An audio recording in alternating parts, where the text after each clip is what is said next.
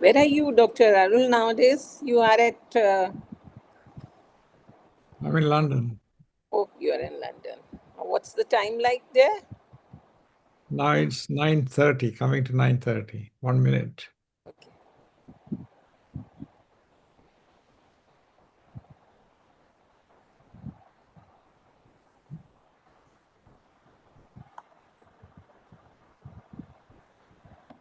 So doctors, we are live now. I'll be starting the webinar. So hi everyone who will have joined us on the webinar. I'm Preeti, and on behalf of Janitri, I would like to extend a warm welcome to all of you joining us today, especially our doctors. And we are thrilled to see that we have received so many people requests around this topic, and there has been an enthusiastic turnout of obstetricians, gynecologists, resident students that are present today, and it's a testament that how crucial today's topic is. So we are here to discuss something that continues to take mothers' lives every single day, that is postpartum hemorrhage. And this remains one of the leading causes of maternal mortality, especially in low resource settings.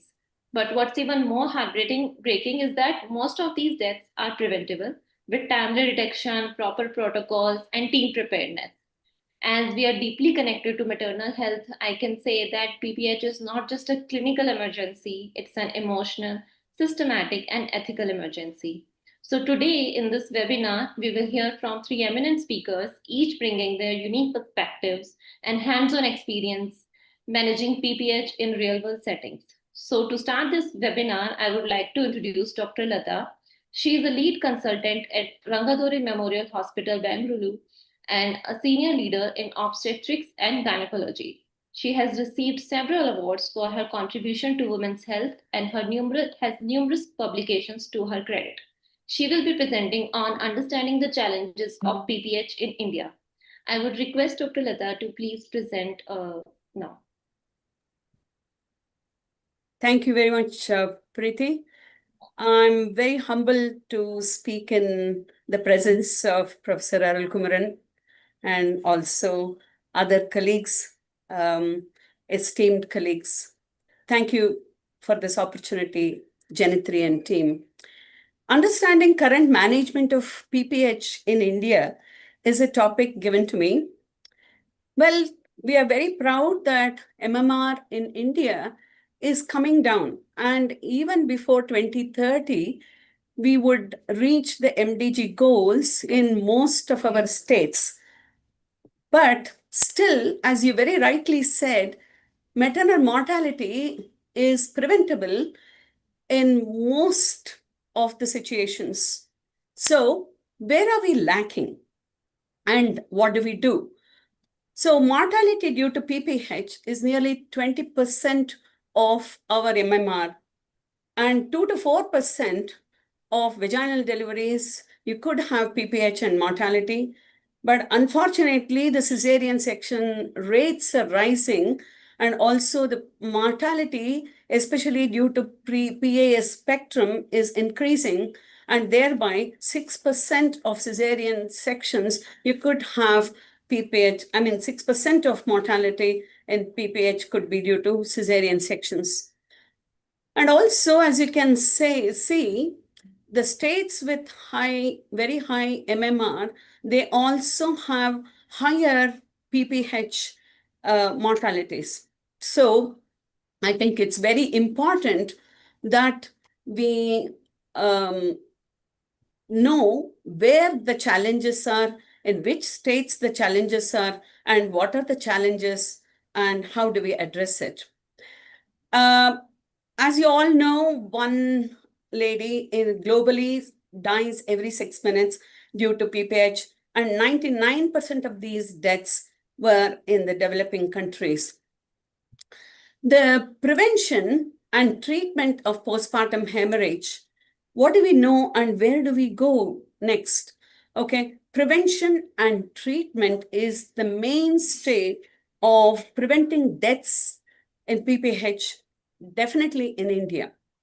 Okay, the determinants of outcome, patient's blood volume, pre-delivery hemoglobin, all these are sort of have to be taken into consideration if we really have to prevent deaths. And prevention and treatment is going to be the mainstay of reducing maternal mortality due to PPH. Sorry. Well, we all know the 4 T's, but uterine atony contributes 80% to the PPH. And next comes the trauma, that's 10 to 15%. The other ones are smaller in their smaller in numbers, 3 to 5% of retained products, and also coagulation abnormality, 1 to 2%.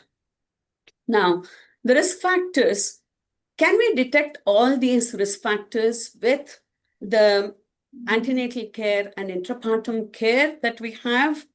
I think it is debatable.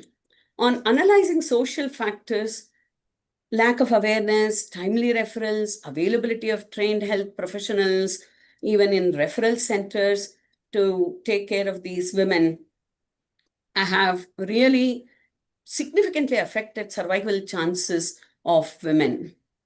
So, anemia and PPH, have we prevented anemia?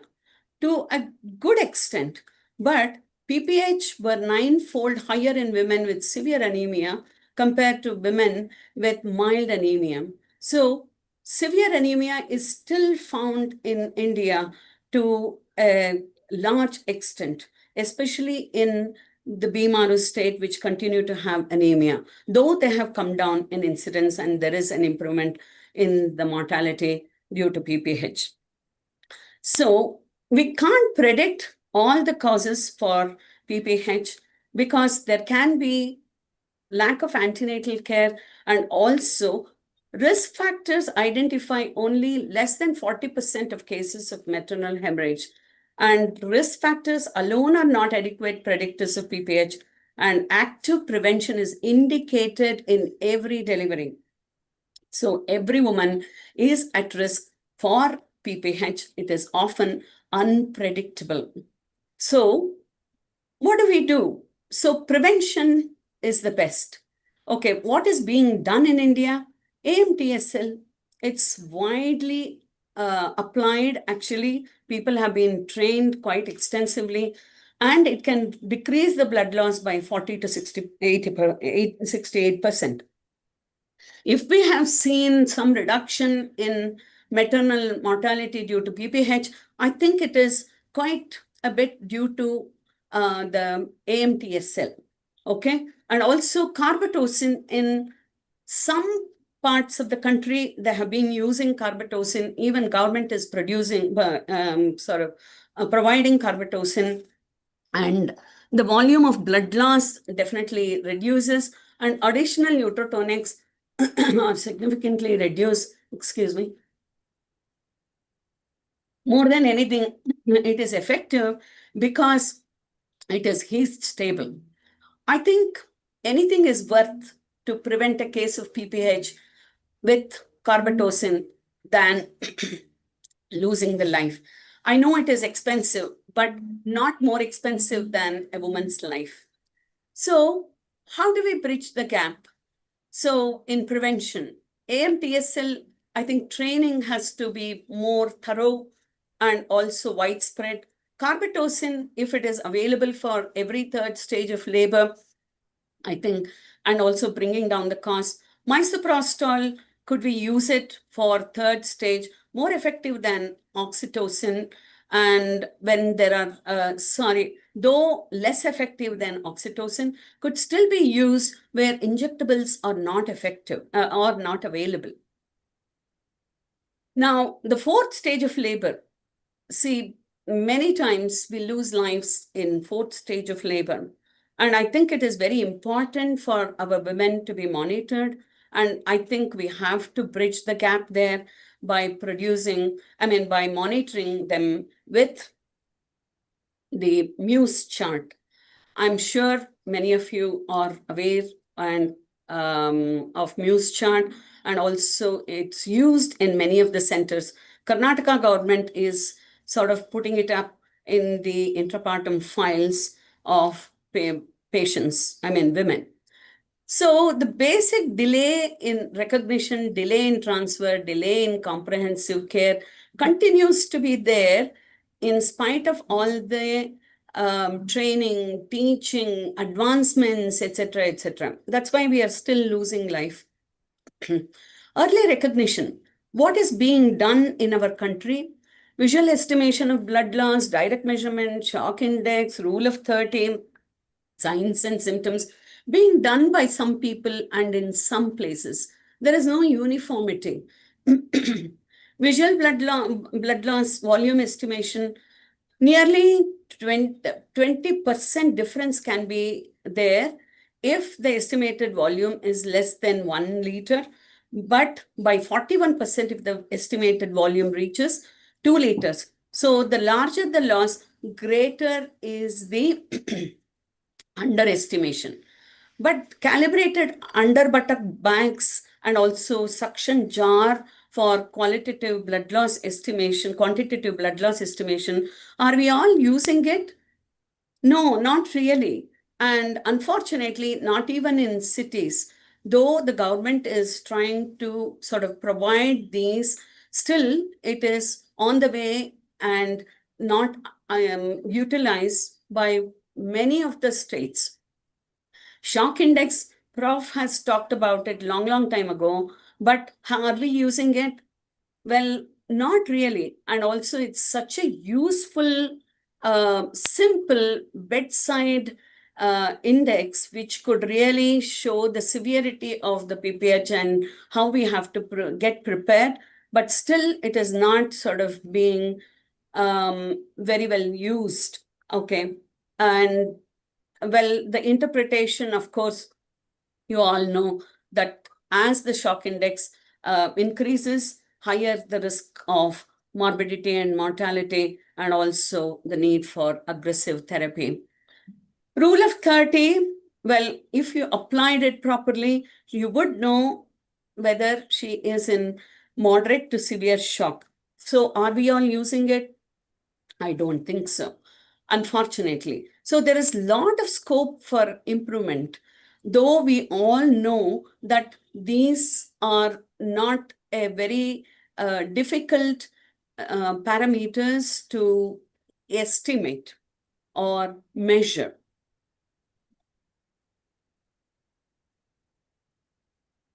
Now, the symptoms and signs, they are also very important.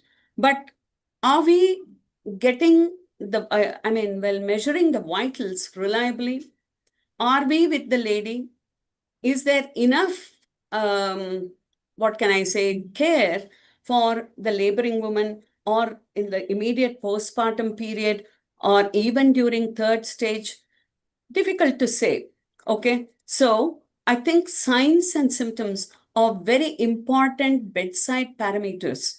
But unfortunately, there is so much of lag or lack of measuring these parameters or looking for symptoms in spite of training.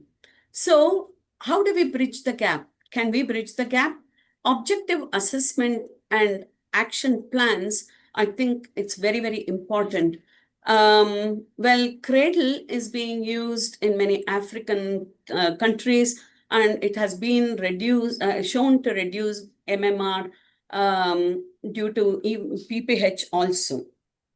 Obstetric shock index, Janitri has developed a smart shock index, which has got a display and also color-coded alarm signs. But are we using it? It's not yet available in the market widely. Dosimats, ICU people use dosimats even in our country. Why can't we use it for our women for third and fourth stage? Throughout labor, it can be used, and also for fourth stage of labor. But one has to look at what vitals are becoming abnormal. Otherwise, if they don't take necessary action, then the time is lost. So I think it's very important that we have objective assessment and action plans. So how do we bridge the gap? How do we assess and, sorry, 1 second. Some problems with my slides. Okay. How do we prevent the and early recognition of the PPH and the rolling out of action plans? Sorry, 1 second. So how do we bridge the gap? How do we predict? Prediction, I did say that it's not possible in all the cases. Prevention, AMTSL, and also the other parameters could be used to predict what is happening. And bridging the gap, PPH care bundle approach, I think it will be a game changer. The golden hour concept is very, very important. The first 60 minutes from the time of recognition of PPH, this is the most crucial time to achieve maximum survival. Resuscitation must start in golden hour. But what is being done? Okay, medications are available, oxytocin, methyl ergometrin, misoprostol. Prostaglandin is not available in all the centers. Tranexamic acid, it's sort of being made available. But our PPH bundle care approach, I think it is very important that the whole country rolls it out, because it prevention and recognition of PPH is possible, and first response to PPH is possible, and response to refractory PPH is also sort of described. Several bundles are tried, but the two universally accepted bundles and which are being intensively researched are emotive and PPH EMC bundle. Now, bundles are comprehensive, meant to be a comprehensive approach. All evidence is put together and then developing a strategy for dealing with an important cause of concern, which works in all healthcare settings, in all income countries, and in urban, semi-urban, and rural areas. I think it is a universal approach to reduce morbidity and fatality. So very important that first response bundle, that is call for help, and also it is called as emotive also. Uterus contracted or not, uterine massage, IV fluids, uterotonics, and tranexamic acid. Tranexamic acid is included in the first response bundle. And later on, the second response, so impact of treatment delay for severe bleeding is immediate treatment, tranexamic acid, 70% improvement in survival. And for every minute delay, 10% decrease in survival. After 3 hours, every 15 minutes delay. After 3 hours, there is no benefit. That's what they say.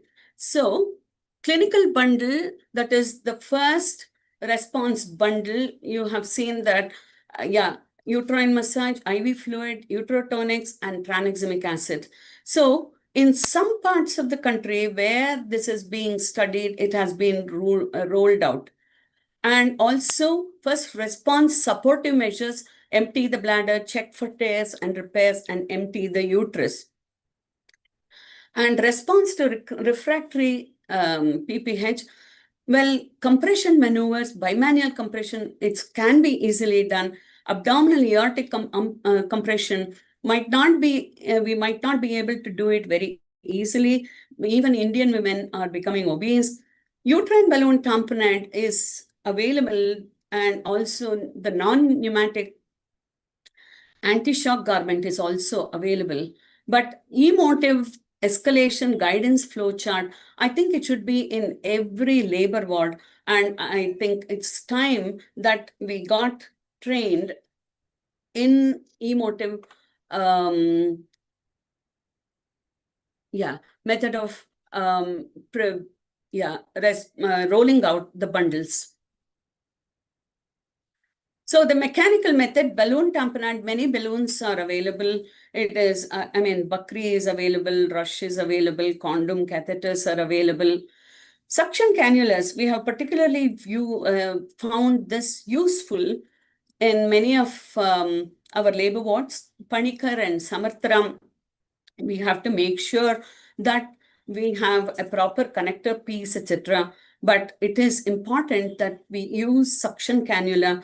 And there are some studies which have come up, and also in 52% of patients, the bleeding stops within 5 minutes.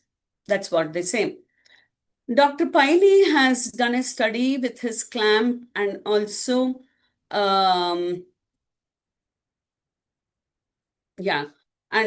using the suction cannula, and he feels that there is no need for balloons at all. I think his publications are on the way. And also with suction cannulas, the ease of use, quick insertion, affordability, and reusable can be used prophylactically, minimal training, and improved clinical outcomes. So I think suction cannula, it can be kept for even 2 to 12 hours, even up to 24 hours. Longer the duration, maybe higher the chances of pyrexia. It can become deflated completely once and for all, or in stages if the bleeding occurs. So in stage 1 of PPH, where more than 1000 ml blood loss, or in section, or 500 ml in vaginal delivery, suction cannula can be used along with all the other things that we have sort of mentioned. Okay, stage 2, 1000 to 1500 ml of blood loss, suction cannula or uterine tamponade can still be used along with all the other measures.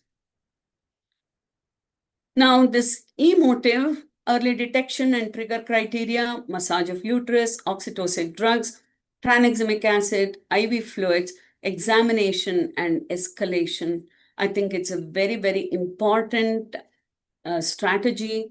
And I think to detect and treat postpartum hemorrhage early, and I think it should be rolled out all over the country in all the maternity units. It has been found to be quite effective. This is the AIMS study, where it has reduced the amount of blood loss with the use of, demonstrated the reduction in the blood loss. So readiness, PPH boxes, trolleys, charts, are we all familiar with it? Do we have all these ready in our labor wards? Yes and no. Okay, it should be labeled, regularly checked. It should be visible to everybody. Staff should be aware of availability. Components should be replaced immediately if used. And I think it's very important. We have formed a PPH trolley. I hope and pray that this trolley is available in all the labor wards. Okay, which contains all the equipments which are required to deal with PPH. So it saves hands, saves lives, and saves time. I think something like this should be kept in all our labor wards, and we should know how to use them. So bridging the gap, even disposable section cannulas came into the market, and they were very useful.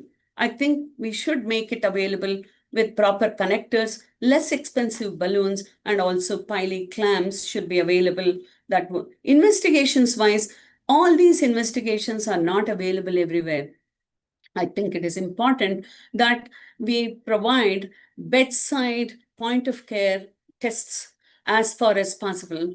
This actually a simple test, I think we should, it should come back because if there is no clot, if you collected 2 to 5 ml of whole blood in a plain glass tube from the lady, and if the clot has not appeared within 12 minutes, that means that she is fibrinogen deficient, and you should be prepared for massive blood transfusion.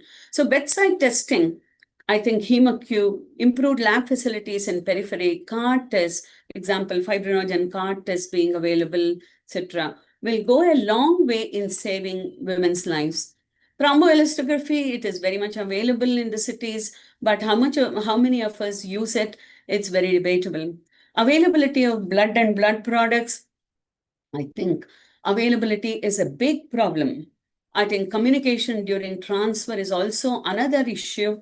I think if we can have drones to carry the blood, I think it will again save many lives. Fibrinogen, it is very much available in our country and not very expensive also. So I think it is important that we use, keep fibrinogen in our labor wards at least 2 grams, and it can be stored at room temperature. And even in the peripheries, if it can be made available, it can save lives. It's an alternative to cryoprecipitate, especially when there is abruption or IUFD or bleeding is becoming uncontrolled, DIC sort of situation. I think fibrinogen should be tried. That is what I feel, though there are not very large studies from India.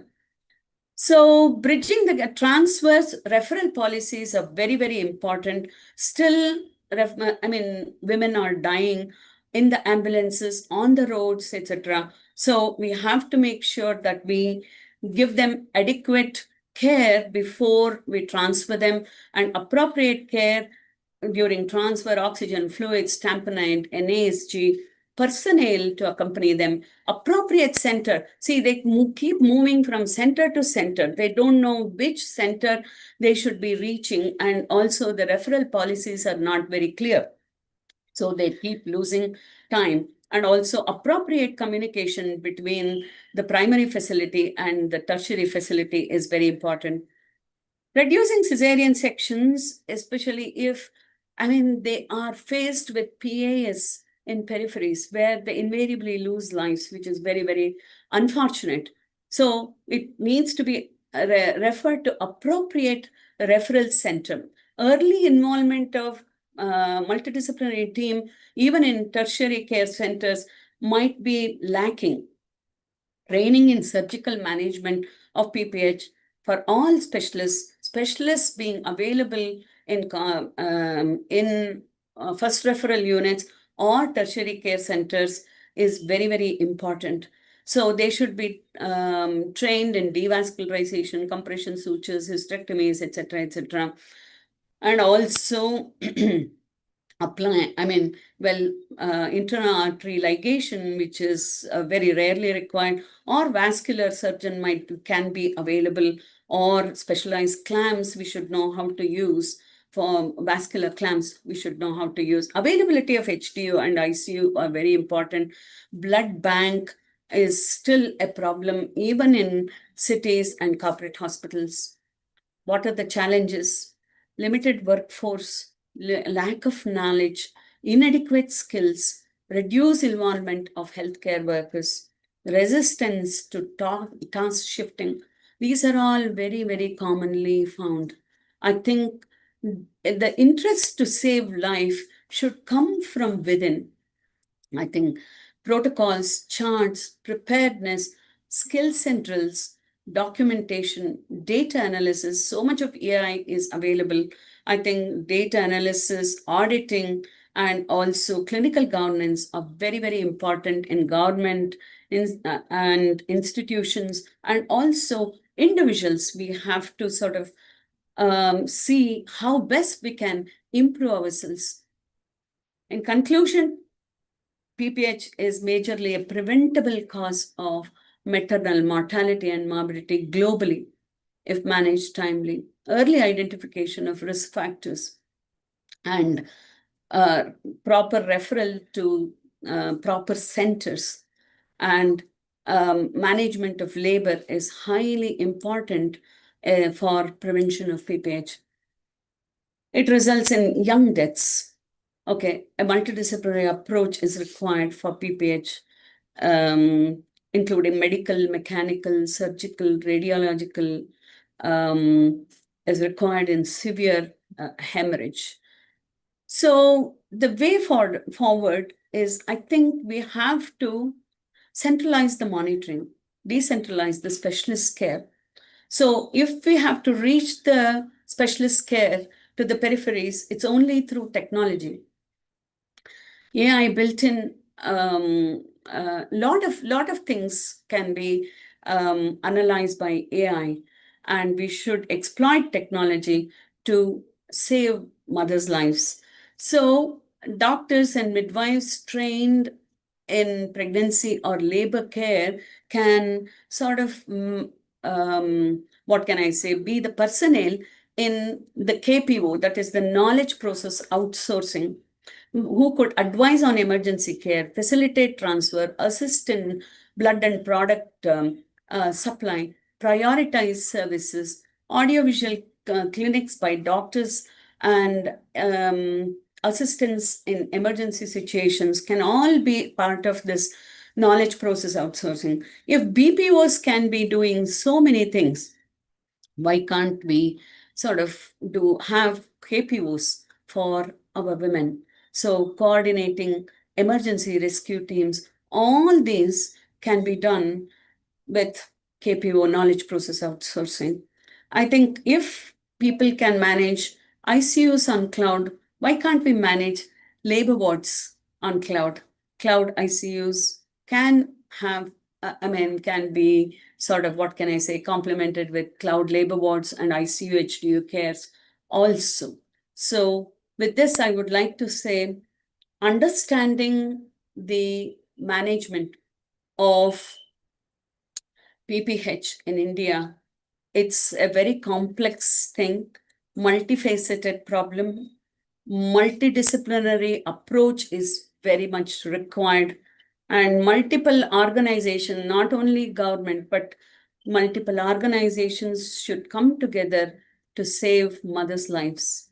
Matra Swasthyam, Loka Swasthyam is the famous slogan from India, and I hope we all contribute towards Matra Swasthyam. Thank you very much. Thank you.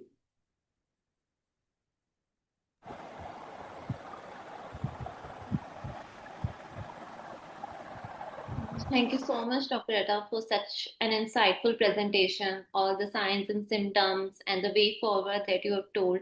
Many people would have gotten a really insightful knowledge about it.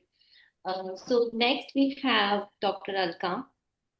She is the former professor and head of Department of Obstetrics and Gynecology at GMCH Chandigarh and currently serves as adjunct professor at AVMC Puducherry. During the COVID-19 pandemic, she innovated the use of plastic curtains in clinical settings to enhance safety, a testament to her problem-solving mindset and commitment to patient care. She will be presenting on use of non-pneumatic anti-shock garment. Dr. Alka, can you please present? Thank you. Thank you so much. I'll just share my slides.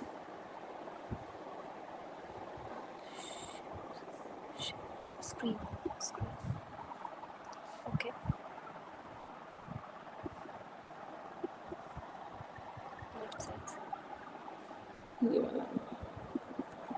This one. We need a.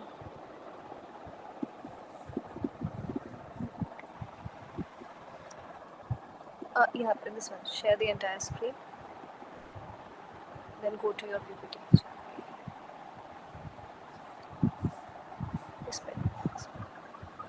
Yeah. Is my slides visible now? Yes, ma'am. Yeah. Yes. Thank you, Dr. Lata. You made my presentation much easier because you have built up the background of the incidence of postpartum hemorrhage and the significance of how everything has to be taken into consideration to prevent further fall in maternal mortality, specifically due to PPH, that is postpartum hemorrhage. I would like to thank at the onset not only the organizing committee but also my co-workers, that's Dr. Mohit and Dr. Ramanpreet, my senior residents, who are the pillars behind what work we did while using the NAST in our institute. And of course, the Jeevdaya Foundation, which had donated the NAST in the beginning. Now, am I audible to all? Yes. Am I audible? Yeah, okay. So, Dr. Lata had already talked a lot about the maternal mortality ratios, and I would be skipping the incidences of the global PPH incidence and straight away go to what is existent in India. So, the sample registration system report by Registrar General of India has shown that still till 2021 we had 93 deaths, which has been now rectified to almost 88 by our last data. Now, it's estimated that PPH causes about 20 to 60% of the maternal deaths, also as talked by Dr. Lata. But what is important to know is that India has a large live birth rate, and that is why we still are contributing to 1/6 of the global daily childbirths, and therefore also the mortalities related to this. To that extent that we are still are losing about 63 patients or 63 mothers per day, this which comes down to almost one death because of PPH. If I even take an average of 40%, which is quoted between 20 to 60%, we are having one death because of PPH per hour. That is because of the atonicity. Now, scenarios in the tertiary institutes of India are still worse because they are the hubs of anemics, preeclamptic patients where we have hemoconcentrated loss.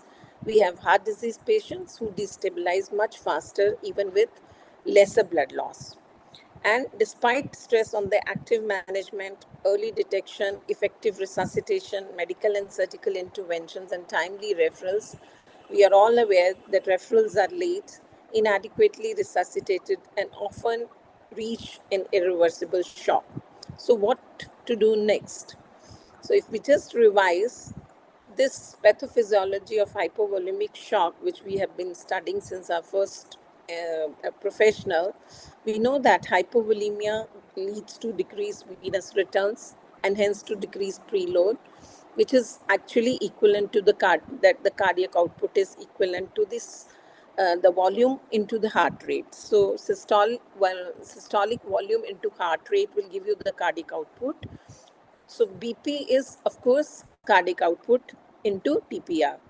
So if hypotension happens because of the decreased preload, there is likely to lead to perfusion failure and tissue hypoxia, which can therefore lead to organ dysfunctions, and we can have multi-organ failures. So here comes the use of NAST. Now, what is NAST? It is a simple, lightweight neoprene Velcro device which is easy to use and apply on the lower part of the body. This would divert the blood from the lower segment non-vital organs to the vital organs in the abdominal cavity, temporarily stabilize the bleeding, and if you can see, look at this picture, there is an aortic wall. This aortic ball will be on the abdominal segment, which will compress directly on aorta. We have heard, Dr. Lata, that aortic compression can be used, but unfortunately, it's not in routine practice, and nor is it possible in a very obese patient with a distended uterus. Now, with this NAST, it was initially meant for transporting the patient to a higher center, but we decided to utilize it for hemorrhagic shock within the labor room and emergency of our hospital. So we analyzed this impact on hematological parameters. So if you can look at this, we have the garment, which has three segments: the first, second, and third, which is to be applied on the leg, the fourth and the fifth above. So fourth one is at the pelvic region, and the fifth one, which carries the aortic wall, on the abdominal cavity. So outside of the NAST, you have the Velcro, and the inner side is the non-Velcro side segment. So you can apply this NAST. And how do we apply? The application of NAST is just simply to follow the instructions which are already detailed by WHO and is available on net. You just need to spread the garment and lay the patient with spine parallel to this yellow line. So I hope you can all see that there is a yellow line. Then the spine, the patient lies with the spine parallel to this yellow line, and we have these three segments which are then snapped. Snapping means when you apply and you put in a finger, there should be enough space so that when you loosen it, there is a snap sound. This we segments are applied from 1, 2, 3 upwards from around the ankle, calf, and thighs, leaving the knee joint free. So this is sequentially applied, and we can apply both the sides simultaneously. So two people can do it quickly and apply the lower three segments together.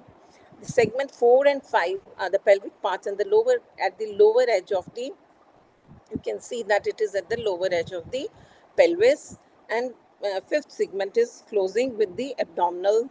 The fifth segment is with the aortic ball on the abdominal wall. So this is how the patient would look after the application is over. So you can see that the knee joints are free. 1, 2 is on the lower part of the leg, and the third one is on the thigh. Fourth one is at the level of the pelvis, and fifth with the aortic wall on the abdominal cavity.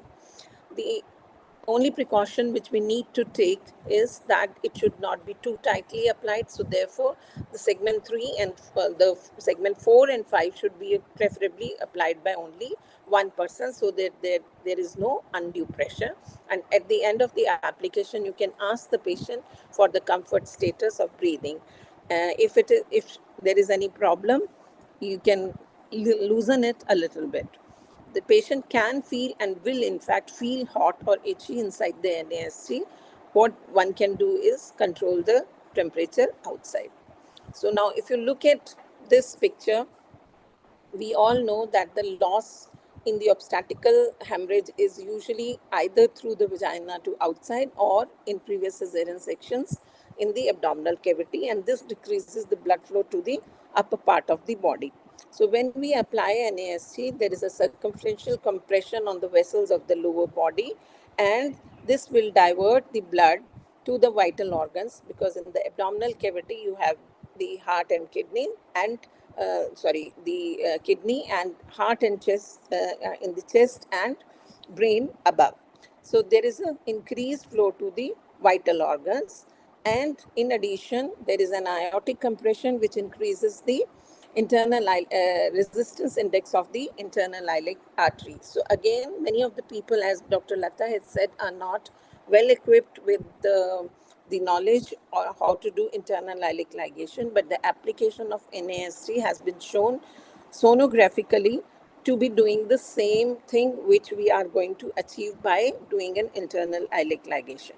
So this decreases the blood loss, further blood loss, and stabilizes the blood pressure, and this gains margin of safety for the doctors who are on duty. So this does decrease the maternal morbidity and mortality. The prerequisite for transfers is an informed consent, catheterization, vaginal packing if required, detailed referral slips, and en route resuscitative measures like oxygen and IV fluid on floor, and an accompanying medical staff.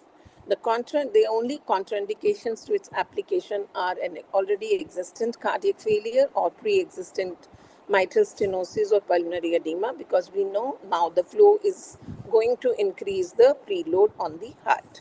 So if there is a failure, it will be worsening. The cleaning part of the NAST after the application is very easy. Just dip it in a disinfectant and wash with the running water and dry. Now, the advantages of NAST, or what is now called as life wrap, is that the actions are complementary to any other management which has been detailed earlier by Dr. Lata. The flexibility at the knee joints will allow you to give any position to the patient. Uterine massage can be carried out.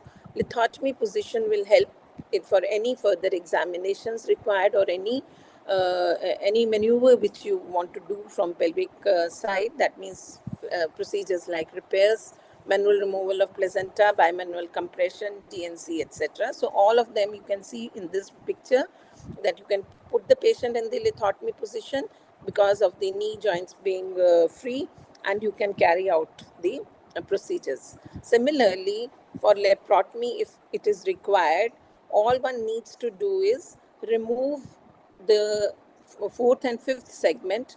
It just immediately before the surgery is started and incision is given, keep the 1, 2, 3 in situ, and complete your surgery, and then replace the segments again. Now, the most important component of application of NASC is probably that the removal criteria should be well known. So, the first and foremost is that there should be no haste to remove the NASC. We should begin the removal of the NASC from in the same direction in which it was applied, and it should be only done after the condition is stable for at least 2 hours for the patient.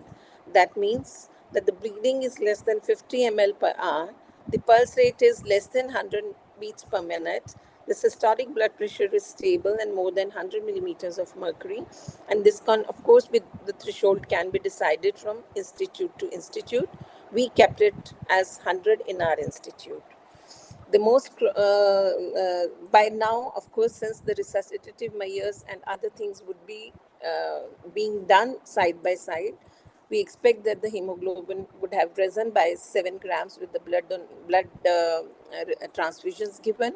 The patient is conscious and aware, and then we start the step by segment removal in the same direction as I stated. That means from below upwards. We in our institute followed the rule of 20 just to keep the 20 number fixed for all everything. Otherwise, in WHO, you can remove according to WHO, you can remove the segment every 15 minutes. So every 20 minutes, you check after removal of one segment or opening of the one segment, you need to check on the pulse rate and blood pressure. If the blood pressure increases more than 20 beats per, if the pulse increases by more than 20 beats per minute, or the blood pressure falls by 20 millimeters of mercury, reapply the segment 1 and move again upwards.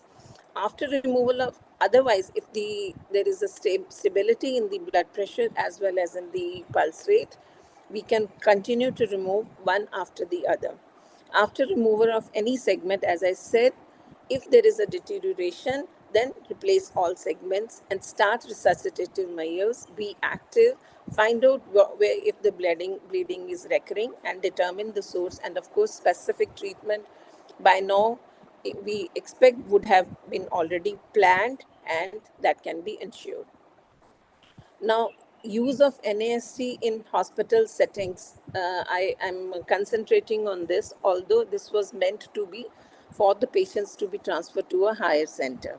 Since this was lying in our hospital without getting used, and NASC is nowhere in use in the state from where I was working, so therefore we decided to see what is its impact if we start using it as and when the patient is received in shock, or as well as for the patients who are delivering and go into shock within the institute. So all patients of APH, ruptured ectopic, post-abortal bleeding with in going into shock, or with atonic PPH, these are the common causes we know all aware of. And these 25 patients, we did a study on 25 patients, and the parameter of studies for a primary outcome was that we recorded the vitals at admission, 30 minutes later, and at fixed intervals thereafter. As Dr. Lata had said, we were concentrating on not on the vitals, but of course they were being taken, but our primary recording was on shock index. So we used shock index, which is heart rate divided by systolic blood pressure. We also noted the mean arterial pressure, which is the next best criteria for seeing the stability or instability of the patient. In addition, we did modified shock index using both the previous, markers, that is shock index divided by mean arterial pressure. The normal value for this is 1.3. This is again one of the most sensitive marker for an individual, because you're comparing the that individual's shock index. Now, the time required for issuing the blood and amount of blood products were other things which we noted. Total duration of use of inotropes and the NAST, kind of surgical interventions we were forced, or the medical managements we were forced to use, and the survival status with duration of hospital and ICU stay. Now, mind you, this duration of inotrope use is, with NASC applied at 0 hours, and how we compared it later, we will show on the next slides. Now, this is a very crowded slide, so I will just skip this, except to show you that we were taking the shock index, mean arterial pressure, as well as the modified shock index at admission, and as I said, half an hour later and thereafter. So these were the recordings of all the 25 patients, and this is the mean. If you look at this, at admission, we see that the shock index was 1.3. The mean arterial pressure was somewhere around 52.6, and the normal, this values you would see after 30 minutes. Sorry, this mean modified shock index, the normal value was less than 1.3, and it was 1.7, approximately 1.7 mean in our patients. So 30 minutes later, with the resuscitative measures as well as the use of application of NAST, you will see that there is a drastic improvement in shock index, as well as mean arterial pressure, as well as the modified shock index. So we can see the improvement to 0.961 mean arterial pressure, and the mean modified shock index to 1.25. So end result, of course, these of course, when we said that we will be only removing the NAST once the patient is under control. So you will observe here that at the time of the removal, the shock index had returned to normal, the mean arterial pressure was normal, and the value of the modified shock index was also normal.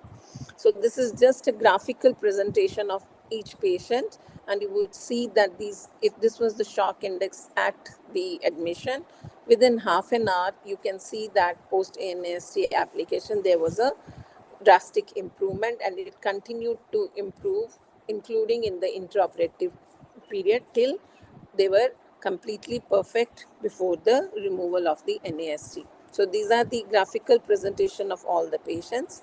So overall, it was observed that there was an improvement in shock index in 52% of patients of PPH within half an hour, and in APH within 46% of patients.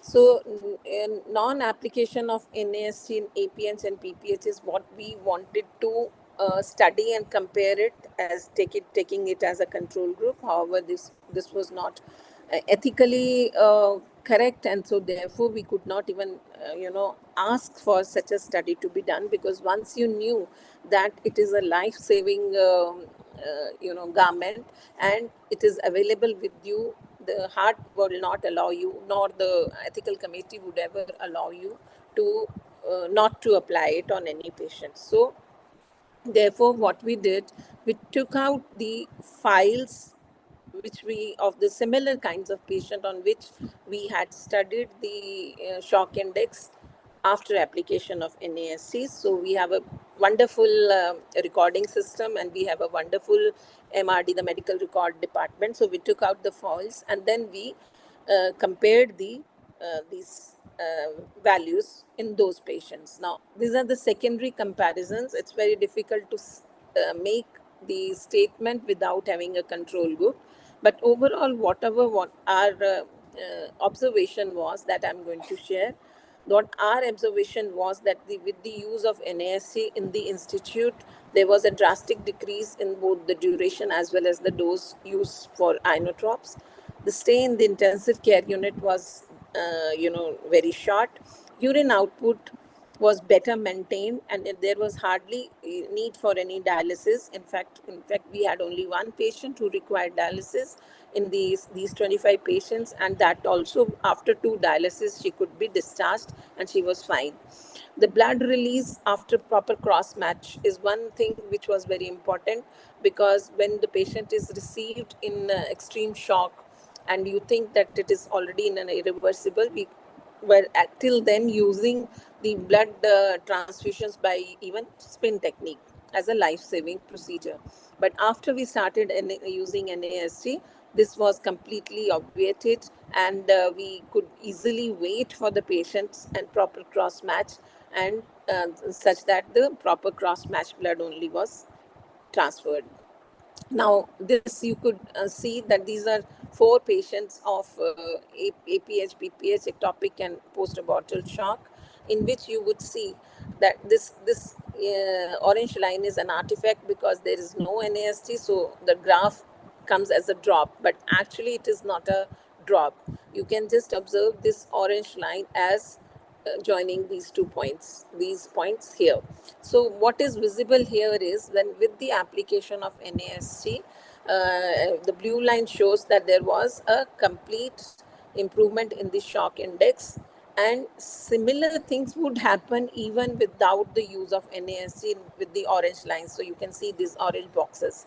But what would you will be able to notice is that the blue line is always lower than the orange line, meaning thereby that it takes much shorter time and it's much better sustained shock index in case of blue lines. That means the patients where the NAST was used, whereas these orange lines, if you drew from here, you would see that they were always above the blue lines. So this is what gave us a confidence that yes, NAST is very, very useful even in the institutes, not only to be used as a transport equipment, but also within the institutes when you receive the patients or when the patient delivering with you go into shock.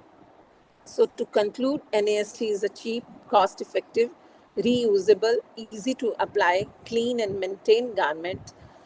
It prevents or at least definitely delays further hemorrhage, that stabilizes the shock, delaying conversion to irreversible state of shock, decreases the blood loss by about 70 to 50 to 78%, and maternal morbidity by 50 to 55%. This is the data which we have borrowed from literature.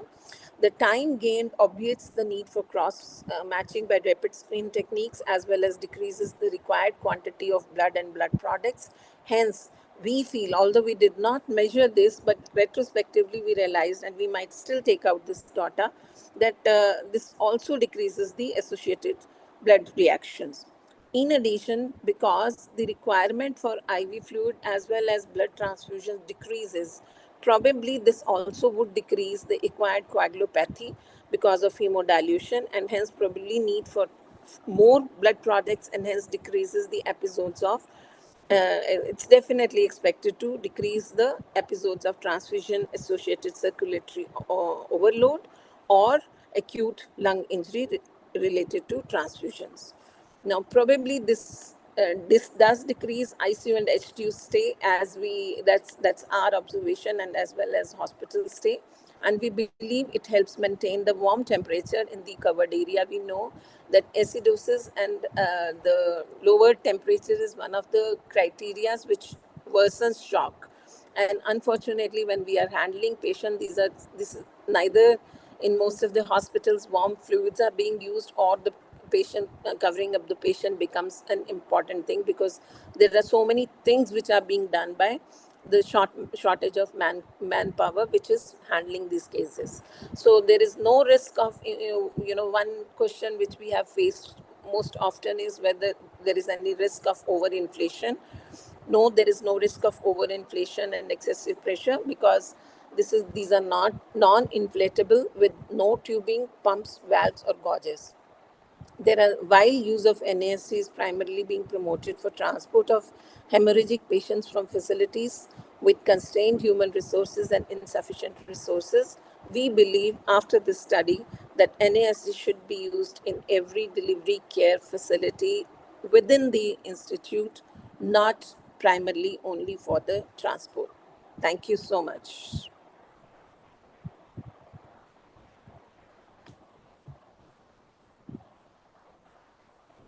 Can I stop sharing the slides? Yes. Thank you so much, Dr. Alka, for that enlightening session. It was truly an innovative and life-saving intervention in the obstetric emergencies, and we deeply appreciate your insights. Now, yes, ma'am.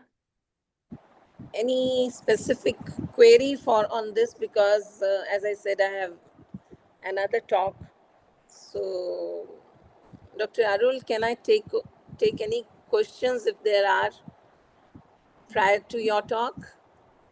No, thank you very much. It's an excellent talk and greatly appreciate all the work which mirrors Sue Ellen Miller's work in Egypt and other countries. So I think it's a good advice that it should be used within the hospitals as well.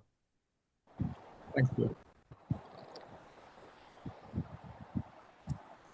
There Thank have you. not been Yes. any specific question regarding this. They are mostly related to PPH and like kind of the type of medications or things, how to deal with such cases in the low resource settings and what measures that we can take. These kind of questions I have got till now.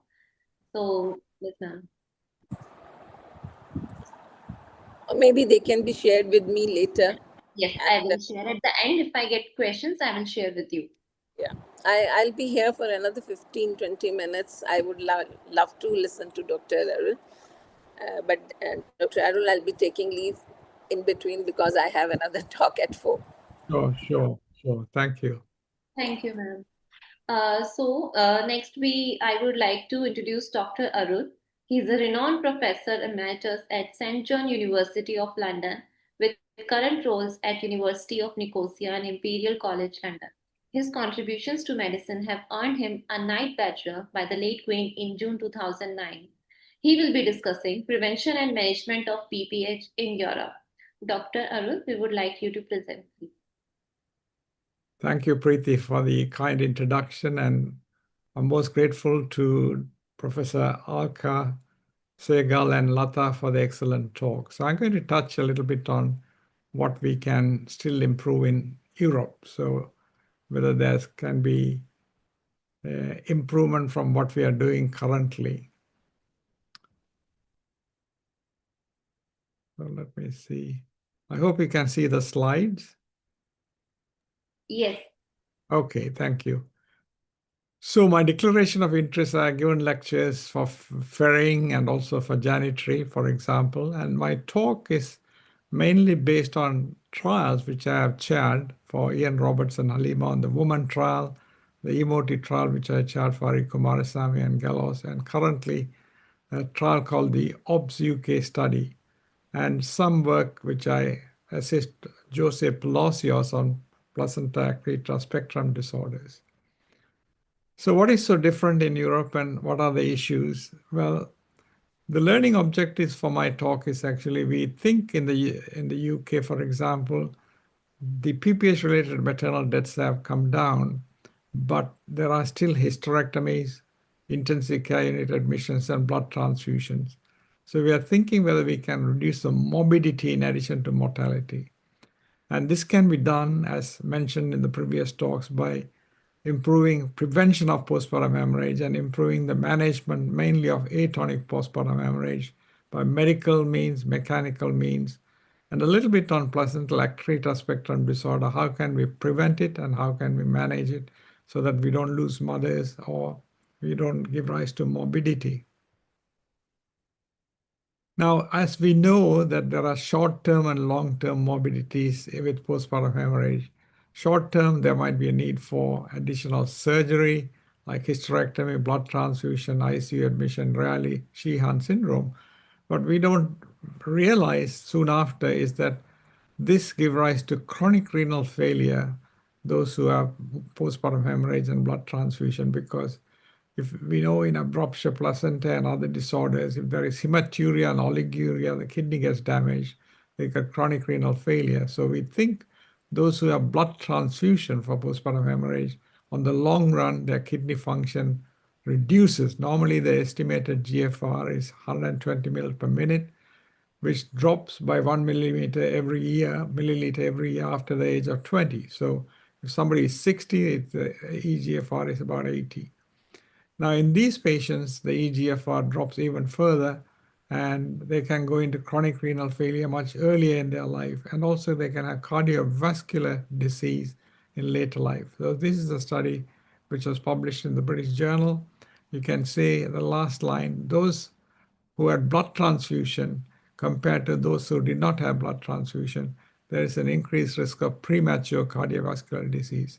So although we look after PPH, we don't tell them about what the consequences are. So in some way, pregnancy is a window for future disease. As we know, diabetes, hypertension, we have to follow them up for life so that we can treat them and prevent them getting cardiovascular disease. And we have to do the same thing for those who have PPH and blood transfusion, because they are more likely to get into renal damage, liver damage, cardiovascular damage, and that can precipitate as early illness. So the aim in Britain and in European countries now is to see whether we can cut down the women getting blood transfusion. If they need it, then you have to give it. You can't deny that. But whether we can prevent them getting blood transfusion. So my talk is going to compose of 3 areas: prevention, what is the recent evidence of risk identification, low or high risk of PPH. Lata mentioned about the difficulties, but there are still some cases where we can identify. What's the latest Cochrane analysis about efficient nutrotonics and about long-acting heat-stable carbetocin and the need to reduce the additional nutrotonics? In treatment-wise, what is important is to use the early warning score chart, which was mentioned by Lata, but collection rapes are coming in a big way because that is not collected appropriately and we delay the treatment. And the next one is to avoid massive blood transfusion by using some bedside clotting analysis and giving cryoprecipitate or fibrinogen concentrate, because they continue to bleed because of lack of fibrinogen. So if we replace them early, then so much the better. So the question is, when do we do the viscoelastic method of identifying fibrinogen deficiency, and some issues on new mechanical methods, and some ideas about prevention of placenta-accreta spectrum disorder by using a higher level of cesarean insection and also triple P procedure and aortic clamps by Piley. So this was an editorial which came on the April 7, 2025, this year on the World Health Day. So the Lancet, they ignored everything else in medicine surgery and took only obstetrics, and they looked at postpartum hemorrhage. And they said, this is an area where women are losing their lives and we can reduce the postpartum hemorrhage. So which is important, the Lancet selects it. Now, there are 3 important points they mentioned. The first one is actually the network meta-analysis published recently by Cochrane says a combination misoprostol and oxytocin or ergometrin and syntocinon should be given for those who are at high risk, and we will see who are at high risk. The second is if they do develop postpartum hemorrhage, we must implement emotive bundle, which was mentioned by Lata, of what and what we should use. And the third important thing is actually to make sure that we reduce the amount of additional blood transfusion so that they don't get long-term morbidity. So are there any studies to say high risk or low risk? Well, there was a publication in the Lancet again in 2025 May, which looked at 327 studies with 847 million women, and they said the cause for underlying PPH is uterine atony in 71%, genital tract trauma 17%, retained placenta 16%, and so forth. But the risk factors are anemia, previous postpartum hemorrhage, cesarean section birth, macrosomic babies, if they deliver, they have shoulder dystocia, sepsis, multiple pregnancy, and placenta previa. So these are well-known factors where they tend to bleed much, much more compared to when they are not there. This is the Woman 2 study, which showed, as you can see, the blue line indicates if there is no other additional complication and anemia, then with 5 to 6 grams of hemoglobin, the incidence of PPH more than a liter goes to 10%. But if there are additional risk factors, then it goes to 20%. So if there is sepsis, infection, long labor, and so forth. Whereas if the hemoglobin is about 10 grams, it's about 5 to 6%. So that anemia is important because they have hyperdynamic circulation, the blood pumps faster. They're low viscosity, so the pumps at a high speed, and the clots are not well formed when there's anemia. So these three factors contribute to high incidence of PPH with anemia. So correction of anemia is an important thing. This is a review which we did with my team in Cyprus, where I work, and we showed that in a meta-analysis taking 23,000 twin pregnancies, that if they have vaginal deliveries, even with prophylactic oxytocin, 1 in 10 women bleed more than 500 ml. But if they are cesarean section and taking 1 liter as the mark, 1 in 4 women lose more than a liter. So they are high risk. So anemia is a high risk, multiple pregnancies are high risk. Then if you look at the last 2 lines here, if the baby is less than 4 kilogram, the incidence of PPH is 2.5, but if it is more than 4 kilogram, it's 8.5. That is in nulliparous patient. But if you move to the right-hand side, multiparous patient, those less than 4 is 2.4, and still more than 4 kilogram, the incidence of PPH is 4.1. So in other words, macrosomia is a risk factor, as well as shoulder dystocia, which accompanies macrosomic babies. So I think we have to think applying the Cochrane analysis, which was again published in 2025.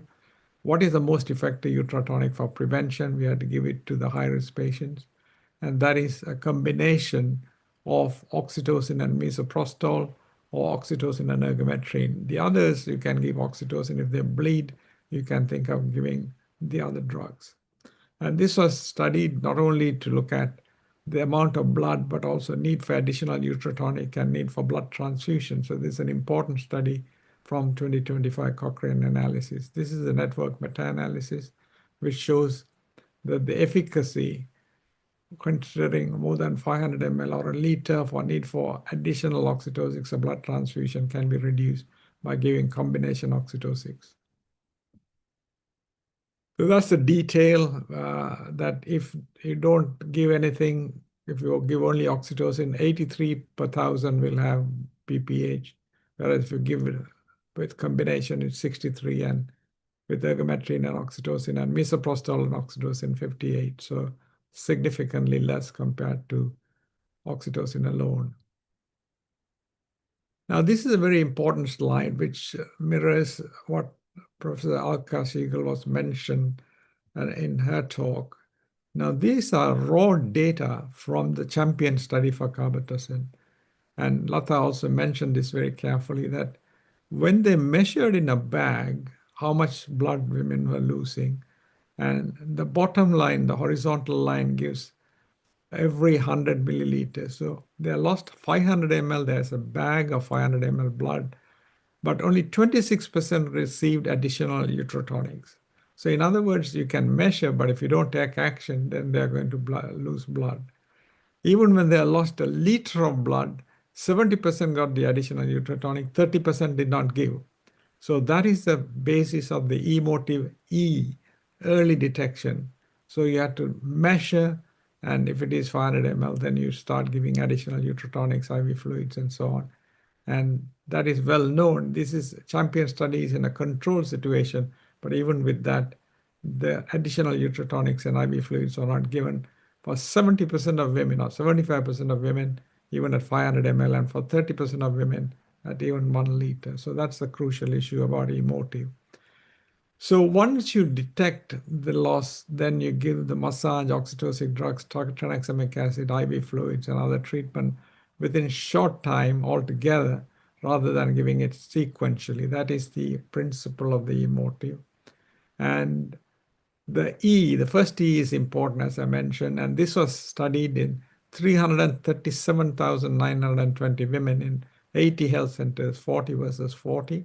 And the figure shows the massage is not continuous massage. Massage is to see whether the uterus is relaxed or contracted and to expel the clots. So it's not continuous because it doesn't really work. You have to think of other things. And in terms of the oxytocic drugs, as I mentioned, if they do, then combination oxytocics will be useful. And in tranexamic acid, again, you have to give it early. So the early trigger criteria is using calibrated drip, and the trigger is clinical judgment, blood loss more than 500 ml or blood loss 300 ml plus additional sign like a rapid pulse and so on. And there are some markers on the bag which tells when there's 300 ml and 500 ml. So that's the early part of trying to trigger off the action of emotive. The last E is also important, when to escalate where they need surgical examination. So if there is brisk uncontrollable bleeding or more than a liter of blood or hypotension or collapse and extensive genital trauma, including a third degree trauma, you have to escalate the E part. So the motive part is quite important, massage, oxytocin, tranexamic acid, IV fluids. But the first E and the last E are crucially important because you shouldn't delay the escalation at the end.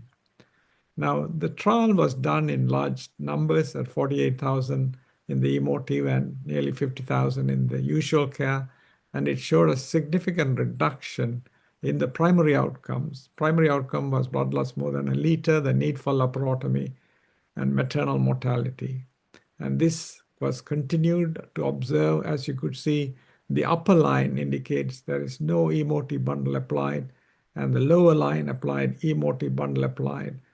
This is a cluster randomized study, so both had observation period, then a transition, and we can see significant reduction, more than 60% reduction in the primary outcome. Now, this is the emotive, the woman study, just to emphasize the early administration of tranexamic acid.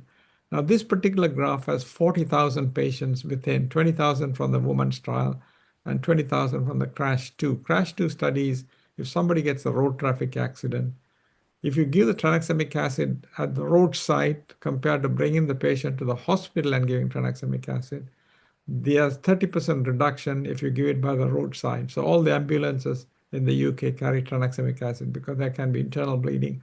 They give tranexamic acid and then bring the patient in. Of course, they put bandages and so on. And if you give it within 3 hours, there is 30% reduction in mortality, whether it's a postpartum hemorrhage or whether it's an accident trauma victim. And as Lata mentioned, this is a graph to show that if you give it immediately, that's a 70% reduction compared to 30% reduction. And every 15 minutes delay, there is a 10% loss. That means if you give it 15 minutes later, then it's 60%. 15 minutes later is 50%, and so on. So you have to give the tranexamic acid as early. So with the emotive bundle, the tranexamic acid has to be given early. If the patient, you find it difficult to get an IV, you can give it intramuscularly tranexamic acid on either side of the thigh, half the dose, because the absorption rate with IM is as effective as intravenous. Now, moving on to the other issue about there are many patients who get fibrinolysis before they even have surgery. The moment you start cutting or having a tissue damage, there is an outpouring of fibrinogen. At the same time, there is a fibrinolytic reaction, lysis of fibrinogen in the body. So if the outpouring of fibrinogen to the lytic and bringing down the fibrinogen is greater, then they are low fibrinogen. So there are studies which are shown that antepartum and peripartal fibrinolytic activity was elevated in women experiencing severe PPH. So as they start bleeding, some of them lyse their fibrinogen much faster compared to the others, and they are the ones who are most likely to bleed. But when do we start doing viscoelastic method? So this was done as a study in Netherlands, and it shows that up till they lose 1 to 1.5 liters of blood, the fibrinogen levels is fairly stable, and it is dropping, but it's more than 2 grams. So if you're going to do, no, don't do it routinely, but maybe after a liter of blood loss, you can think about it. And that is the idea about the bedside viscoelastic method.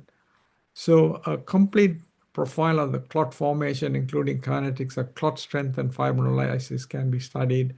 And it is done by the anesthetist, and we are doing a trial, which I chair the trial steering committee. The principal investigators are Sarah Bell and Peter Collins. We are recruiting patients. Nearly 189,000 births will be studied in 36 hospitals in 45 months. And end of this year, it will be finished. So what it does is actually we recruit patients and they bleed, then they come into the survey and we give multi-professional escalation, as you could see. A senior midwife and obstetrician is involved. But so you give the emotive bundle care here, and if they continue to bleed more than a liter, then not only we give the appropriate medical therapy, but start testing the bedside clotting and early identification of abnormal formation of the clot. So if you find the abnormal formation of the clot, you give cryoprecipitate or fibrinogen concentrate, as mentioned by Lata. You have stored fibrinogen, which can be reconstituted. The powder can be mixed with water and given. So the idea is actually, instead of giving the mass blood transfusion, to avoid blood transfusion, because if you give it early and build up the fibrinogen, then she won't bleed, so she won't need the blood transfusion. So that is the study essentially, because we know that if they bleed more and have blood transfusion, they're more likely to get future cardiovascular, renal, and other disease prematurely. So this is a very simple way of looking at it, the viscoelastic method. You put it in the machine and it measures the alpha angle. So the clot formation is in the first half. If it is prolonged, going a little bit differently, like a horizontal line, then fibrinogen is lacking. So the alpha angle will become narrower and narrower. But if the alpha angle is acute, then is good. That means there's clot formation is good. The fibrinogen concentrate or precipitate need not be given. But if it takes a longer time for the maximum to achieve, then they need fibrinogen. Similarly, they should come back together towards the end because of the clotting. If it doesn't clot, it will go parallel almost, and then you give tranexamic acid. So if you have any doubts, you can give tranexamic acid. The question of factor 7A comes in, but factor 7A acts by reducing the thromboplastin time and prothrombin time, so it might promote clotting rather than tranexamic acid, which stabilizes the clot which is already formed. So the key is actually, instead of giving blood transfusion, whether we can give cryoprecipitate or fibrinogen concentrate early and reduce it. So we keep this in the labor ward and correct hyperfibrinogenemia, and you can see the powder and the solution which comes, and it can be kept for 2 years. Now, moving to suction tamponade, which was mentioned. So you give a medication. If that fails, then you have to do something mechanical. And this was the first study using the loop at the same time, like Samatharam and Panika did their study. Essentially, we took a suction tube, which is put for drainage, made it into a loop and covered the outer holes, and a cervical balloon to bring the tamponade and applied suction. The only difference between Samatharams and Panikas is there is no occlusion balloon for the cervix, so you have to put the smaller holes right inside with the metal cannula. And when you separate or take it out, you have to put a finger and move it around the cannula to take it out. Here, it won't get adherent because the outer holes are covered, so you can pull it out. So this was the first study which we published. And there are subsequent studies from the United States which showed significant improvement and stopping the bleeding, as shown by Lata in one of the slides. The 0 to 3 minutes, about 65% stop bleeding, and 4 to 5 minutes, another 20% stop bleeding. And it was easy to use, easy to insert, easy to remove, and did not prohibit normal treatment activities. And there is a larger studies which are published now from the United States. And that'll be a very quick, and you don't have to think about how much of volume you have to fill the balloon in a tamponade balloon, and it's easily available. Now, this is an important one, which is actually a chitosan gauze. Now, despite if they have bleeding, this is used in war conditions when there is a blast injury where the whole thigh is blown up, abdomen is blown up. They use the chitosan gas and put the bandage or wrap it up because it has made of crustacean crust, which is powdered, and there is no allergy. Even if you are allergic to prawns or something, it doesn't cause allergy, this powder. And this gauze is embedded with the powder. And this is a study from Charity Hospital in Berlin. Once they start using chitosan tamponade, then the hysterectomy rates went down rapidly. So that might be something to have, and that can be kept outside for a long time. that is used in all the war conditions, in all the war-torn areas. And this is something which doesn't need any additional things because the chitosan promotes clotting despite there is heparin or other hypothermic condition. So it is very useful to have one. Now, just a few slides on placenta accreta spectrum disorders. Now, we know that first of all, we had to reduce the cesarean section rate. That is by using WHO labor care guide and giving more time women to deliver and so on and so forth. But should they need a cesarean section, especially in the late first stage of labor or second stage of labor, if you do it on a higher level without reflecting the bladder, then the incidence of placenta accreta seems to be less. So a randomized controlled study was done in Sweden, where this is the uterus, and that's the bladder reflection.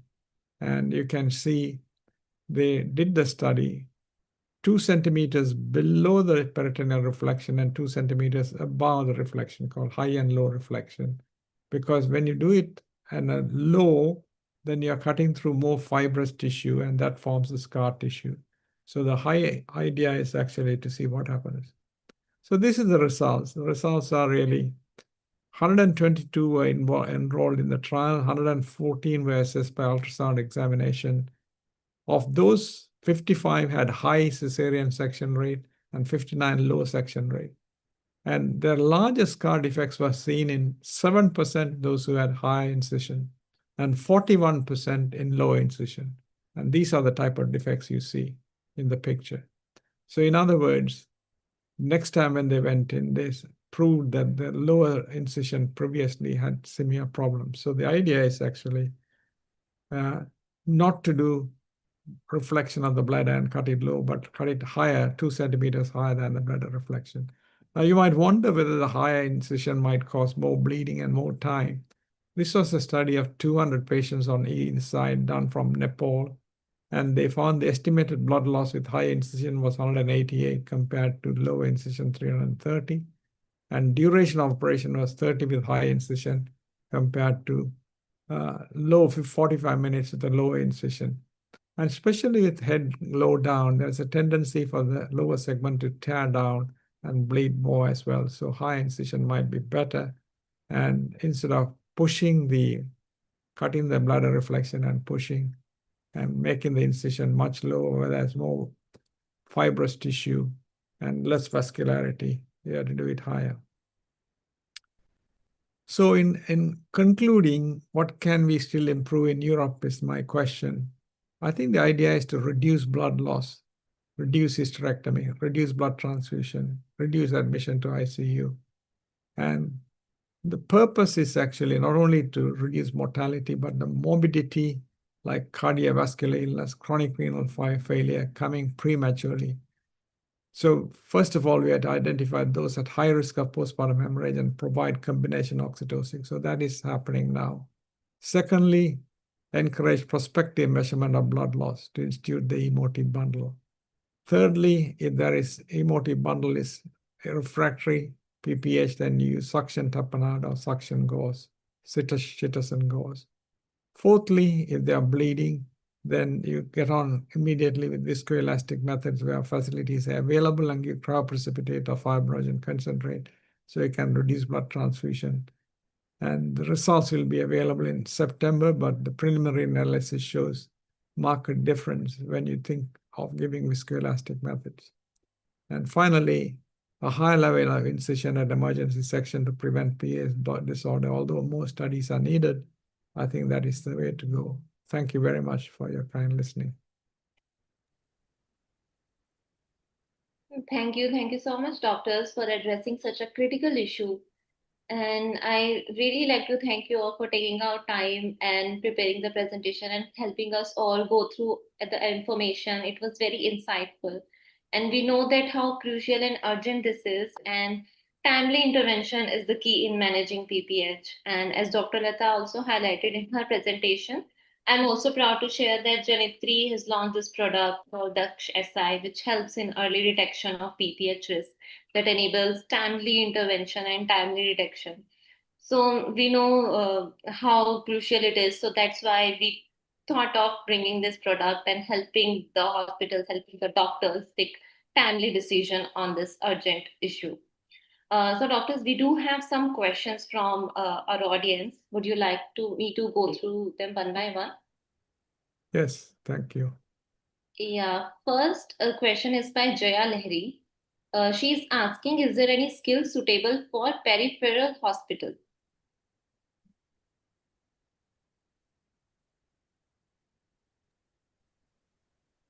Professor Alka is going to answer with the microphone is switched off. No, Okay. I just couldn't catch it. There is any skill, she said. Yeah, she asked skills suitable for peripheral hospital. I think probably, I was just going through few studies, and one of the study which really caught my attention was that, we are still dependent on measurement of the uh, blood loss by either by visualization or on the basic vitals. Okay.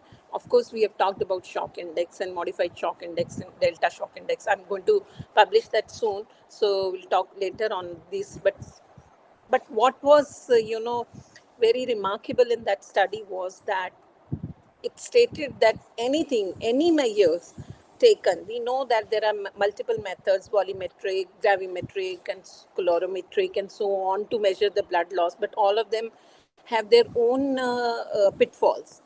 And some of them have even been combined, like gravimetry and volumetric have been combined to reduce the pitfalls.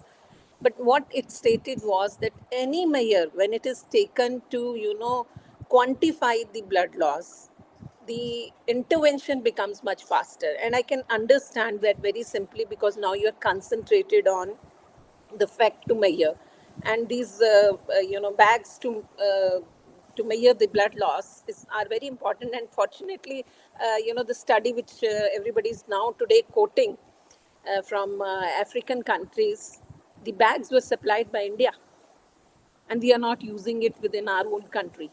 So I think that was one thing which I wanted to state, that yes, that should be used by everyone in the periphery, because anybody whosoever is in the labor room, not necessarily a very qualified doctor or anybody, they'll be able to notice how much is the blood loss, and the intervention would be faster. And the second study, which was actually this was a study by an anesthetist group, a group of anesthetists from America. What they were stating was that when we try to control the PPH, we are using the drugs step by step. So instead, like what is WHO recommended, that if all the drugs are utilized, the moment you feel that the blood loss is more than 500 or more than 1 liter, all the drugs should be simultaneously used rather than seeing the effect of one over the other. So that's what one can be, that actually brings down to the use of tranexamic acid, timely use of tranexamic acid. And there is another system, I don't know if Dr. Arul could comment on it, Triston system, which is to be downloaded from on these phones to, that's a kind of a colorimetric system for measurement of the blood loss. I don't know. I just read about it. Yeah, Never heard of it earlier. there are a Right on. couple of things which they are trying to do. They are using wearables now, like a bangle, which automatically sends signals into the space, cyberspace, and which looks at the measure of the pulse rate and the velocity of blood. And then it gives some index as to whether there should be some intervention. The other one is the colorimetric method, by just looking at the individual and calculating how much. Now, in India, there's one major problem, and also all the developing countries, because I think we had to go by the measurement of the hemoglobin, because many women are anemic.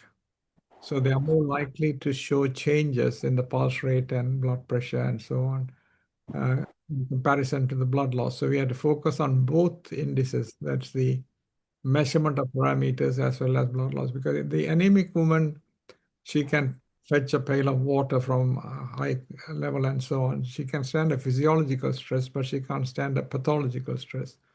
So anemic women, if they get hypotension, then they run down fast and they collapse fast. And I think you gave a beautiful slide, Professor, about the reduction of venous return, the reduction in cardiac output, the reduction of pumping blood into the brain, and they will collapse.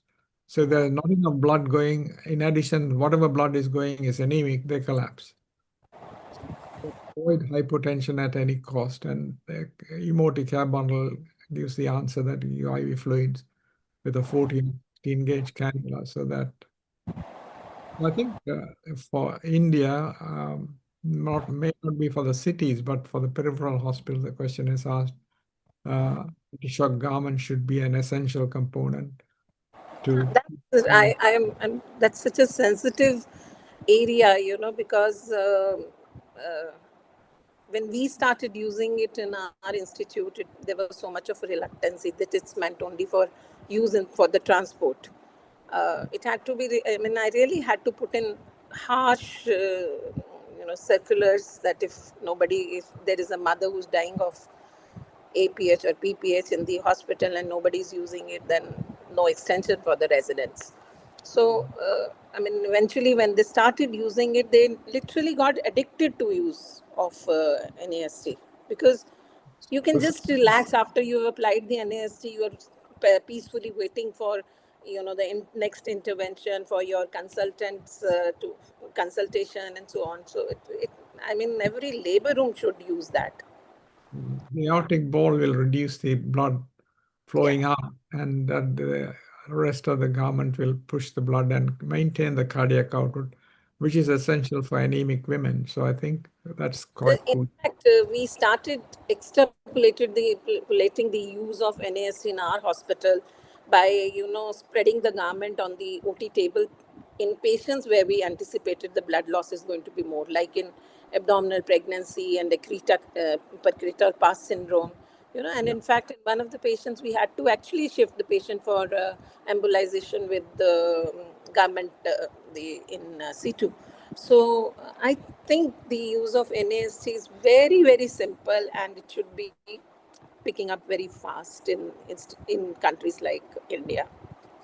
So what I just wanted to ask, if there is, if I am permitted before I leave, what is your take on the ratio of transfusion blood products for massive transfusions, because now the fixed ratios are now being questioned because it causes a lot of hypervolemia and related acquired coagulopathies.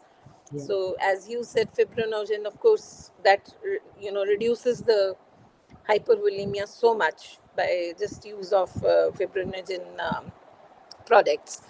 But if you are using FFP or cryoprecipitate, you still are actually using hypervolemic contents, blood products. And the second one was the use of platelets, because there are some controversies coming up that platelets transfusion and the fixed ratios are actually not required. So have you any take on that? Well, if you have a hemotherapy chart instead of a chemotherapy, a hemotherapy chart, and plot the hemoglobin, platelets, fibrinogen, and so on, and you'll find that the bleeding continues only with the fibrinogen getting lower. The platelets don't get lower so quickly because they are pushed out at a fast rate. The hemoglobin comes down gradually. The fibrinogen is the one which focuses and comes down drastically because fibrinogen is consumed at the place of bleeding, whereas the blood is going as a standard blood. So I think the essential component for women is fibrinogen. And then depending on the bleeding, then you can decide how much blood to give and so forth. Do you think, sorry if I'm No. allowed to ask a question. Yeah. Do you think we should be using fibrinogen if the blood loss is around 1,500 mils sooner than later? Sooner, because there are two components, Lata. One is actually the consumption of fibrinogen with the clot formation. So it's a consumptive coagulopathy. The second is the fibrinolysis component is escalated whenever there are clot formation. The other system, the plasminogen system, comes in to lyse the fibrin and fibrinogen. So there are two mechanisms. One is the use of fibrinogen. The second is the fibrinolysis, which causes the lowering of the fibrinogen. Because the body wants to avoid thrombosis because of bleeding, because there's a push of fibrinogen into the system, and the opposite system in the body tries to reduce the fibrinogen so that there are no clot formation. So all people react, but some people do react. Yes. Yeah. Yeah, Because in peripheries, it's very difficult to get blood and products. So fibrinogen, would it be a savior because it's height stable also? So whether we would be able to sort of use it earlier than later, especially in cases where there is abruption or UFD, etc., or even sepsis, bleeding. So these are few situations where the fibrinogen can come down more rapidly. Yeah. Both semic acid and fibrinogen will be used more in obstetrics because the studies have shown good safety. To bleed excessively without clot formation. He showed a glass tube and looking at the clotting. So which can be done if the blood doesn't clot, then obviously there is not enough fibrinogen. The clot factors come down much later. And I hope we won't be harming the lady by giving it early. No. There is no recourse to blood and products. Well, bleeding. But there are two advantages to use of fibrinogen. Of course, they say that if it is the value is not less than 200, it's not going to be useful. But at the same time, it's not going to be harmful also. It's just an extra use. But the second beauty they said was that, I mean, it's from the literature, what I'm quoting, that the moment you give fibrinogen or in transfused fibrinogen, the values increase very fast. So a little delay means, of course, if we have the point of care tests, they are the ideal, as sir has already quoted. And I was not aware of this till very late. But in many medical colleges, or for that matter, in many hospitals, the facilities available wherever there is a cardiology department and or a cardiovascular this thing, they are available. They were available even in my institute. Only thing I was not aware when I was heading that. After I left, I got to know that. So I think you are very right that use of fibrinogen should be promoted. But of course, how, when, how much, that should be, more. There should be more clear-cut guidelines on that. So I will take leave because I have another lecture somewhere. It was very, very nice meeting Dr. Lata and Dr. Enjoyed listening to you, Dr. Alka. Yeah, can I just add on, Dr. Alka? Thank you. Yeah, Dr. Sheila. Nice I'm going to presentation. be with you very soon in the other lecture. Yeah, so it is nice. I just wanted to tell you one thing. They are calling me, I think, that Tamil Nadu has anti-shock garment in every center. And Karnataka also has now in almost more than 50%. And Karnataka government has procured. Okay. So most of the hospitals and facilities in South, I can say, Andhra, Telangana also, they have. Okay. So it is there now. Okay. I know. I did this work in 2019. I don't know why we did not publish it. But of course, we have sent it for publication now. But when we sent it for publication, they asked for an ethical clearance, which we had not taken from our institute, because when we discussed it, they said, why you want an ethical clearance for something which is an observational study? So we just, and then I retired, so I did not publish it. But we started using it in 2019, and that time also things were picking up. But it's just a matter of, people getting accustomed to it. They get addicted to it. The word which they don't use. Yes, but once they start using it. Ectopic pregnancy, we are using it very often, and it really helps. And regarding fibrinogen, I just want to, always we learn from Sir Arulkumaran sir. We are using, myself, Dr. Lata, we have to use it early, as sir was mentioning that in the later stages we can't use because it gets exhausted, when we are gone, when the ftps are more. So even if we do the teg, the teg also shows that the fibrinogen is deficient in the early part when we are doing the teg also.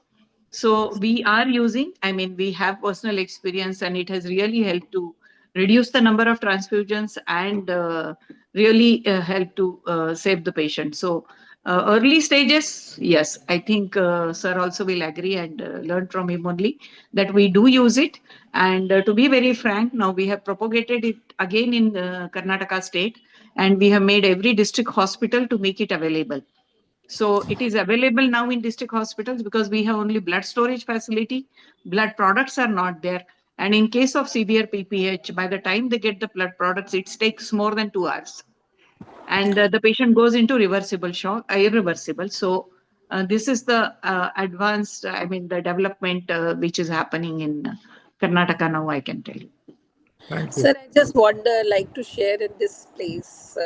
I recently had to review a thesis where what they had done was the fibrinogen levels in the internatal period at admission, and they were checking that, and in fact what they found was that the fibrinogen levels were already low in patients who went on to have PPH. So I'm very sure with awareness things will improve in our country, because this is at present the leading cause of maternal mortality even in India. Yeah, So that Gangaram study is also there where they had done rotem. And the positive predictive value is very high when intranatally the fibrinogen levels are very low. That patient will definitely have postpartum hemorrhage. Yeah. So we'll take leave with this, Dr. Arul. And It's I'll see you. always nice to talk to you. Yeah, And yeah. So many Dr. points. Again, learning. Yeah, Dr. Sheila, I'll be meeting you there again. Yes, yes, yes. Okay, okay. Thank you. Thank you. Thank you, Sir, Dr. Lata. Thank you And very much. thank you, Janitri, whole organizing committee. See you Thank you so sometime much. very soon again. Yes. I have one submission for Sir. Sir, recently, that recent advances book, which I was going through an article on prevention of postpartum hemorrhage, in that they have critically analyzed this active management of third stage of labor. And I think you are the editor also for that book. So in one of the article, it is mentioned that if the patient has hypotension, not to give oxytocin, because we know the side effects of oxytocin, that it acts on the cardiovascular system and can cause. So, I was just thinking, like medical management when we are doing, is it that after we experience that the patient is going into shock, the oxytocin per se should not be given for atony, or and we can give other oxytocics like carboprost or ergometrin? Yeah, I think the issue is if you give oxytocin as a bolus dose, large doses, about 10 international units, then it can cause hypotension. Yeah. So there are some studies, anesthetic studies, which shows a sudden drop in the systolic and diastolic blood pressure. So if the patient is already in the verge of collapse, then it might drop it further and then cause problems. Similar to anemic patients, if you don't maintain the blood pressure with the good cardiac output using a antishock garment or something, then they can also collapse easily. So anything which either reduces the hemoglobin or reduces the blood pressure, both, because hemoglobin cardiac output is not only the cardiac output, but also the amount of hemoglobin. So when you drop the blood pressure, then there is the cardiac output also automatically drops. So then that it's not seen in many patients, but the confidential inquiry into maternal deaths have reported a few cases of maternal deaths when they give bolus dose of oxytocin. So if you give it slowly, then that's okay. And in cases of severe anemia, like we know already that she cannot withstand, more load to the heart. And suppose by giving oxytocic, if the uterus contracts and that enters into the circulation, I mean, can it be more, can it cause more side effects or chances of cardiac failure is one of the doubts. Like in severe anemia, if we are giving oxytocin. Okay. So in severe anemia as well as cardiac disease, two different conditions, you have to compare, like in a weighing scale, what is the risk of bleeding as opposed to what is the risk of cardiac failure. So the bleeding is an unquantifiable risk because you don't know when it is going to stop and how much is she going to bleed. But the cardiac failure part you can medically manage. If she has difficulty in breathing, it's a hypothesis that it might come. If it doesn't come, it's fine. If it comes, then you can medically manage. Whereas the bleeding part, then you will lose the patient if you can't. So I think you have to take the balance and say, okay, I know there's a risk of cardiac failure and severe anemia and cardiac conditions, but I have to stop this bleeding because that's an unquantifiable part. So I will go ahead and give whatever I need to stop the bleeding. If she goes into failure, which is yes or no, if it goes, then we will manage that at that point. So obstetrics is always a risk-taking. Is this better or that better? So. Sir, CLOX has come to India. They have CDSCO permission. Okay. And they're just waiting to do some trials in India. Very good. We'll see. They have contacted me. We'll see how we can just take it forward. It has Very come to India. Yeah.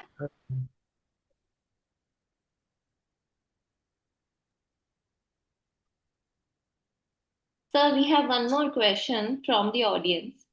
Yeah. Kamal Pandal, he has asked to please elaborate on recombinant factor 7A, when to use and what's the dosage. Okay, so the recombinant factor 7A acts like a tissue thromboplastin.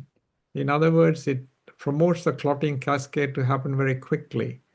So if you measure the prothrombin time and thromboplastin, partial thromboplastin time, it is shortened by giving factor 7A. In other words, it promotes clotting.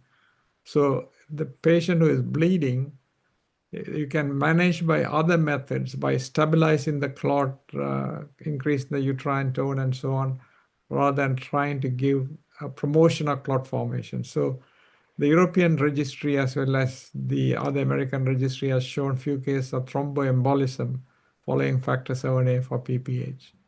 So in other words, you can use it. It's a very expensive drug, but the value of it is not compared. For example, whether they had low fibrinogen and you gave it or whether they had normal fibrinogen and given. So the idea is if there's normal fibrinogen and the other clotting factors are okay, then it should be adequate. You don't have to go for factor 7A, which may cause problems. Okay, so one more. Pushpa Dhaya has asked bolus dose to be avoided if in shock. Yes, if it is patient is in shock, then you can give it as a slow intravenous or an infusion. That'll be more preferable.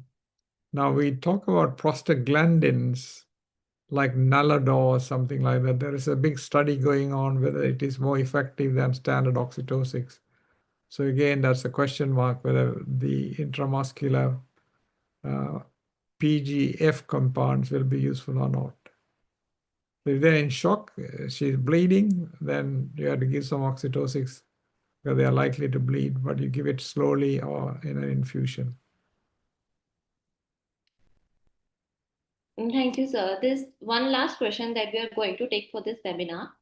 Bhavna Agarwal has asked, recently she met with ABO incompatibility for a patient who underwent OH for atonic PPH.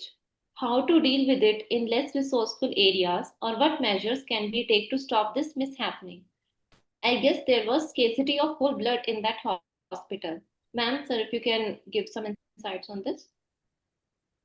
Lata is going to give the answer. Well, ABO incompatibility. What do we mean by ABO incompatibility?